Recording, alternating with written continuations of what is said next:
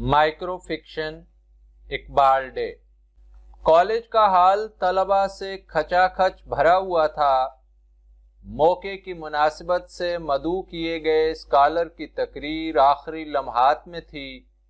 मैं दावे से कहता हूँ कि इकबाल महज एक शायर ही नहीं बल्कि दुनिया के बहुत बड़े फिलासफर भी थे। उन्होंने न सिर्फ पाकिस्तान का ख्वाब देखा बल्कि तन मन धन से उसकी खातिर कुर्बानी भी दी।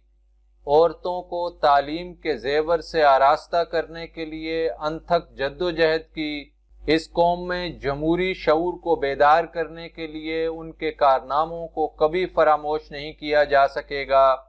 उनकी जिंदगी जहद मुसलसल और अमले पैहम का एक अमली नमूना थी। अल्लामा इकबाल इस शेर में अपनी जिंदगी का निचोड़ बयान करते हैं। तुंदिए बाद मुखालिफ से न घबरा है उकाब, ये तो चलती है तुझे ऊंचा उड़ाने के लिए।